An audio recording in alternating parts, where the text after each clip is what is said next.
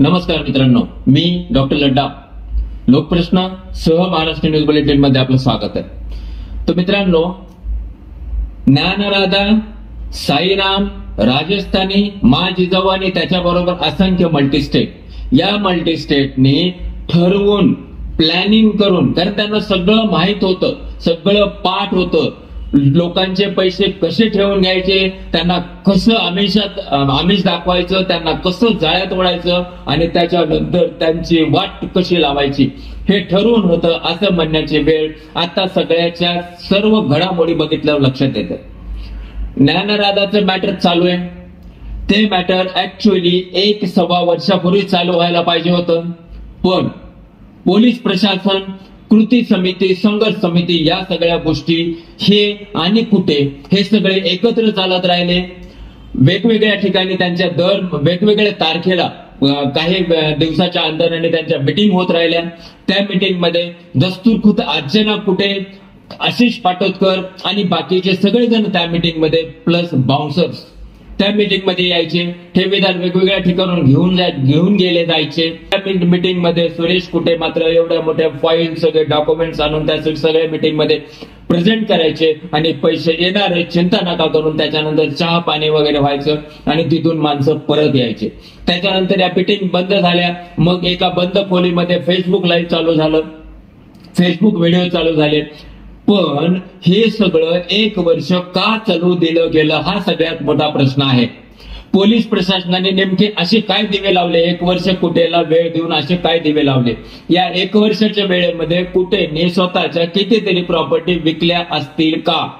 हा एक प्रश्न. दुसरी गोष्ट, कुटे आणि कंपनीने ज्या कोणत्या बँकेकडनं, पतसंस्थेकडनं जे काय असेल त्यांच्याकडनं जे लोन घेतले होते त्या लोनच्या मोबदल्यामध्ये 1.25 लोन असं म्हणण्यापेक्षा 1.25 म्हणून, कारण 30 लाखाच्या प्रॉपर्टीवर 3 करोड लोन मिळत असेल, हे 1.25 झालं. फार छोटा आकडा सांगतोय मी. हे सगळं जर झालं असेल आणि त्या प्रॉपर्टीज जर ज्यांनी लोन दिलं त्यांनी त्या जर परत सीज करून घेतल्या असतील, त्या विकल्या असतील परस्पर या मधल्या काळामध्ये, तर नेमकं याला जिम्मेदार कोण? आता हे सगळं झाल्यानंतर तुम्ही सुरेश कुटेला मुसक्या आवळून आणलं, आवेशामध्ये आणलं, अचानक त्याच्या घरी काय रेड केली पुण्याला, तुम्ही गेले काय तिथे, एका ठिकाणी तो सापडले नाहीत, मग दुसऱ्या ठिकाणी गेले, मग तुमची ती सगळी स्टोरी, जी स्टोरी सांगायची गरज नाही. मग तुम्ही अर्चना कुटे, सुरेश कुटेला ज्या वेळेस बीड एसपी ऑफिसला आणलं होतं त्यावेळेस ते दोघं जण एकमेकाचा हात धरून एसपी ऑफिसला एंट्री करतात, त्यांना तिथं बसवलं जातं. त्याच्यानंतर बाकी सगळ्या गोष्टी होतात, फंड येणार आहेत का बघू वगैरे वगैरे. त्याच्यानंतर ते माजलगाव कोर्टात हलवलं जातं. मग तुम्ही फक्त सुरेश कुटेना आशिष पाटोदकर स्वतःच्या ताब्यात ठेवल्यानं अर्चना कुटेला का सोडलं? ठीक आहे, जर त्या FIR दाखल आहे, समजा उद्या माझ्यावर कोणत्याही एका एक्स माणसावर FIR दाखल आहे, तर तुम्ही त्याला उचलून आणणार की नाही? जर समजा ठीक आहे तो निर्दोष आहे, त्याचा दोष नाही, त्याच्यानंतरची प्रक्रिया होईल, त्याच्यानंतर सोडून द्या. पण का सोडून दिलं? आणि मग आज अर्चना कुटे कुठं आहे? यशवंत कुलकर्णी बद्दल नेमकं तुम्ही काय करताय? यशवंत कुलकर्णी तुम्हाला खरंच सापडत नाही का मुद्दाम सापडायचं नाही? फार मोठे प्रश्न ठेवीदारांच्या मनात आहेत. कारण आता काय झालं माहिती का, पाणी डोक्यावरून वर गेलंय. किरीट सोमय्या साहेबाची एक ऑडिओ तथाकथित ऑडिओ क्लिप आणि त्याच्यानंतरची दुसरी एक ऑडिओ क्लिप, अशा 2 ऑडिओ क्लिप आल्या. त्या दोन्ही ऑडिओ क्लिपचा जर विचार केला तर एक गोष्ट कळते की ठेवीदारांचे पैसे मिळणं अवघड आहे. जर हे कळतंय तर मग पोलीस प्रशासन इतके दिवस का खेळत होतं? एसपी आदरणीय माझे माता अगोदरचे जे एसपी होते बीडचे, त्यांनी अर्चना कुटे यांना का सोडून दिलं? किंवा ज्यांनी कोणी सोडलं असेल पोलीस प्रशासनामधलं त्यांनी का सोडून दिलं? आणि आता जर समजा अर्चना कुटे या हायकोर्टामध्ये जात आहेत, त्यांना ज्या पोलीस स्टेशनमध्ये शिवाजीनगर इन्क्लुडिंग आमचं पेठबीड पोलीस स्टेशन आणि आणखी या पोलीस स्टेशनमध्ये FIR मध्ये त्यांचं नाव आहे, त्याच्यामध्ये त्यांना बेल मिळावी म्हणून त्या हायकोर्टात आहेत. अजून पण ती मॅटर फक्त डेटवर डेट होते, त्या मॅटरमध्ये पण काही नाहीये. मग हे सगळं असताना आता नेमकं पोलीस प्रशासन हायकोर्टात काय मांडणार आहे? का सोडून दिलं अर्चना कुटेला? एक, ही सगळी गोष्ट चालू असताना किरीट सोमय्या जर म्हणत असतील की तुमचे पैसे मिळणार नाही, त्याच्यानंतर दुसऱ्या ऑडिओ क्लिपमध्ये किरीट सोमय्या म्हणतात, ऑडिओ क्लिपमध्ये किरीट सोमय्या म्हणतात की नाही, काल आम्ही सुरेश कुटेवर फार मोठी कारवाई केली आणि त्याचं पत्र मिळेल. काल, आज मग सुरेश कुटेला भाजपमध्ये का घेतला होता?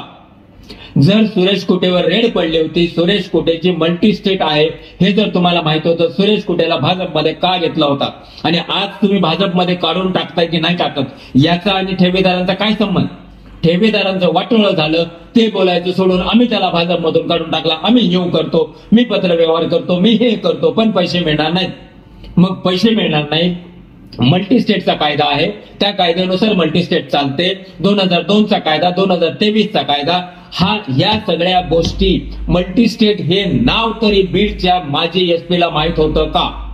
किंवा जालना असो, परभणी असो, जिथं कुठं, संभाजीनगर असो, जिथं कुठं सुरेश कुटेच्या विरोधामध्ये लोकांनी तक्रारी दाखल केल्या आणि तुरळक प्रमाणात FIR दाखल केले, त्या ठिकाणच्या पोलीस प्रशासनाने कमीत कमी मल्टी स्टेट ऍक्ट 2023 काय असतो हा तरी वाचून बघितलाय का? 2002 वाचून बघितलाय का?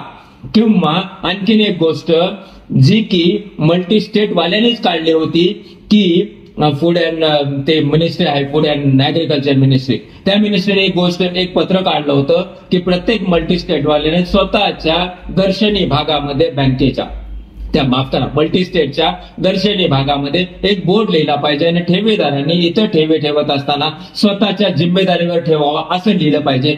कमीत कमी या गोष्टीची तरी खातरजमा या पोलीस प्रशासनाने केली का? हे बोलत असताना मला थोडस त्या परभणी आणि बियाणी बद्दल बोलायचंय. परभणी आणि बियाणी यांनी पण कुटेची पद्धत वापरून स्वतःच्या प्रॉपर्टीज विकल्या नाहीत ना, त्याची रजिस्ट्री बाळजाप्ता स्वतः येऊन तर केली गेली नाही ना. आणि जर सगळं हे होत असेल तर मग पोलिसांना याची अजिबात कल्पना नाही का? म्हणजे अशा ज्या प्रॉपर्टी विकल्या गेल्या ती पण मल्टी स्टेट आहे, तर मग त्या मल्टी स्टेटच्या ग्राहकांचं पण वाटोळच करायचं का? आता पोलीस प्रेस नोटमध्ये 8/8/2024 ला प्रॉपर्टी जप्त करण्याची कारवाई करत आहोत असं लिहिलं.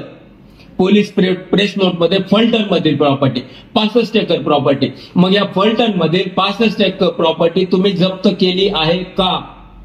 त्याच्यानंतरची प्रेस नोट यायला पाहिजे होती का फक्त जप्त करायची कारवाई करायची आहे एवढंच लिहून तुम्ही बसलात? कारण बोलण्याच्या मागचं फार मोठं कारण आहे. कारण की 20/8/2024 ला एका वृत्तपत्रामध्ये सुरेश कुटे आणि कंपनीच्या प्रॉपर्टीवर जप्ती, त्या प्रॉपर्टीवरचं लोन, या सगळ्या गोष्टीचं जाहीर प्रकटन आलंय.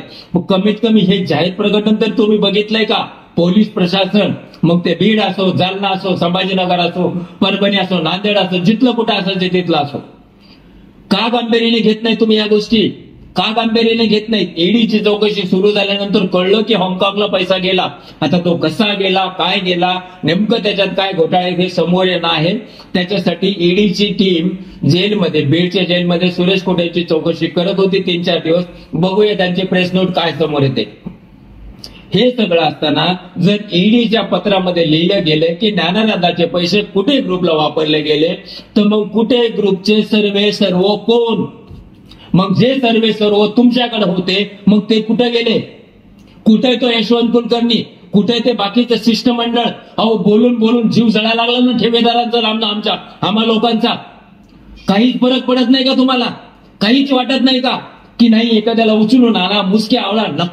नको, कशाला आवळायच्या मुसक्या? होतंय ना, जे चालतंय ते बरोबर चालतंय ना तुमच्यासाठी. आणि काय प्रेझेंट करताय तुम्ही? कोर्टासमोर काय देणार तुम्ही तुमच्या सरकारी वकिलासमोर? का नाही यांना उचलून आणत? मग कुठे ते बियाणी, कुठे ते परभणी? अहो परभणी आणि संचालक मंडळ, बियाणी आणि संचालक मंडळ तुम्हाला खरंच भेटत नाहीये का? अहो समजून घ्या, सामान्य गरीब ठेवीदार तळमळ करून जगतोय, रोज त्यांचा जीव घोरलेला आहे. हे सगळं चालू आहे. आता कळतंय प्रत्येक ठेवीदाराला की आपण फसलो गेलो. आता कळतंय ठेवीदाराला की आपले पैसे मिळणं तसं अवघड आहे. तरी पण किती ठेवीदार पुढे यायला कंप्लेंट करण्यासाठी? फक्त पोलीस प्रशासनाला बोलून जमणार नाही. पोलीस प्रशासनाने तक्रारी घेतल्या नाही, हा इतिहास भूतकाळ झाला. पण किती ठेवीदार पुढे येत आहेत, किती ठेवीदारांनी पोलीस प्रशासनावर तक्रारी केलेल्या आहेत? नाही. कसं करावं, तक्रार करावं की नाही याचा विचार करतोय. करत बसा तुमच्या घरी विचार. जर तुम्ही असा विचार करत असाल तर मात्र सगळंच अवघड आहे. तुम्ही पुढे या, तक्रारी दाखल करा. काल सचिन उबाळे यांच्या मार्गदर्शनाखाली एक त्या सूर्या लॉन्स मध्ये एक मीटिंग वगैरे झाली. या मीटिंग मध्ये पोलीस प्रशासन स्वतः त्या ठिकाणी तक्रारी दाखल करून घेण्यासाठी येत आहे. अरे वा. मग 1 वर्ष त्या काळामध्ये येणारे ठेवीदार आणि त्या ठेवीदारांना तुम्ही हुसकून लावत होते. नेमकं ते खरं का हे खरं? आज कसं काय जाग आली? नेमकं काय झालं? काय बंद झालं, काय सुरू झालं? हा फार मोठा प्रश्न आहे. पण या सगळ्या गोष्टीचं जरी प्रश्न उत्तरामध्ये आपण जाणार असो तरी या व्हिडिओच्या माध्यमातून मी सर्व ठेवीदारांना एक आवाहन करतोय. नाराज न होता, खचून न जाता जास्तीत जास्त गुन्हे दाखल व्हायला पाहिजेत प्रत्येक ठिकाणी. आपल्या बरोबर वकिलाची टीम, चांगल्या वकिलाची टीम आपल्या बरोबर आहे. ते जसं मार्गदर्शन करतात तसंच चला. त्याच्यानंतरची सगळ्यात महत्वाची गोष्ट येते ते म्हणजे झाप, मल्टी स्टेट कोऑपरेटिव्ह चे रजिस्ट्रार.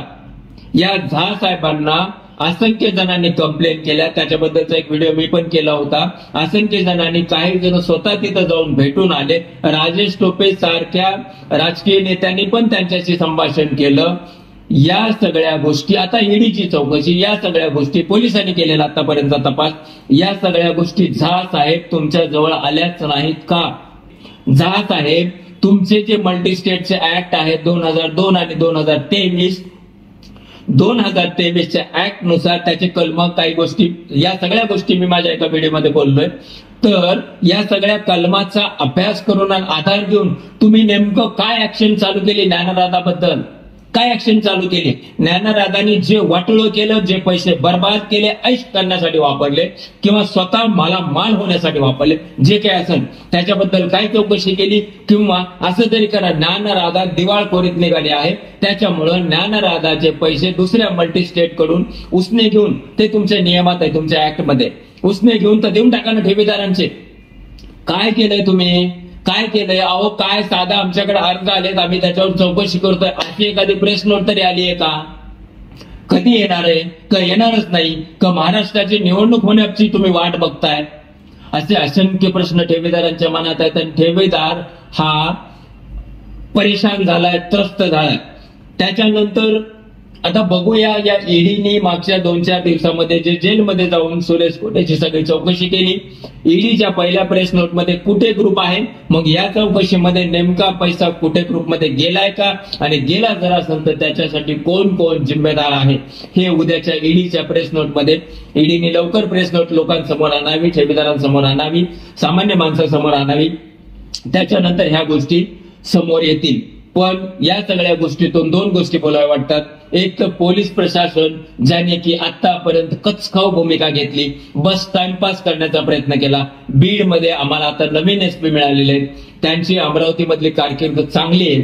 तर या एसपी कडनं बीडमधील ठेवीदारांसाठी काहीतरी हक्काची न्याय भूमिका होईल ही अपेक्षा ठेवू. जालना एसपी, ज्यांच्याबद्दल चांगलं बोललं जातं, ज्यांनी ज्ञानराधाचा तपास उत्कृष्ट केला म्हणून परवा 15 ऑगस्टला पोलीस प्रशासनाची पाठ थोपटली, त्या जालना एसपी कडनं पण आम्हाला कुठेच्या प्रॉपर्टी आणि बाकी सगळ्या गोष्टीमध्ये काहीतरी ठोस आणि कॉन्क्रीट कारवाई होईल, या गोष्टीची अपेक्षा आहे.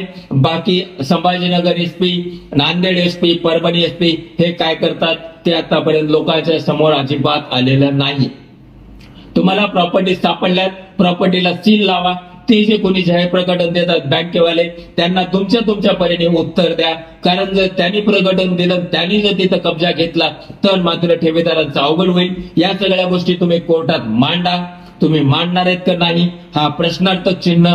पण ठेवीदाराच्या बाजूने जे आम्हाला रोजचं कळतंय त्या बाजूचा विचार करता आणि ते त्रस्त ठेवीदारांचा विचार करता ही अर्थविनवणी पोलीस प्रशासनासमोर आम्ही मांडतोय. आता महत्वाचं ते राहील ईडी काय करतंय. आणखीन एक गोष्ट आहे, किरीट सोमय्या यांनी सांगितलंय की मी माझ्या परीने कायदेशीर पाठपुरावा करतोय. बघूया ते किती पाठपुरावा करतात आणि त्या गोष्टीचा ठेवीदारांच्या भल्यासाठी काय फायदा होतो. आजच्या व्हिडिओमध्ये एवढंच. धन्यवाद मित्रांनो.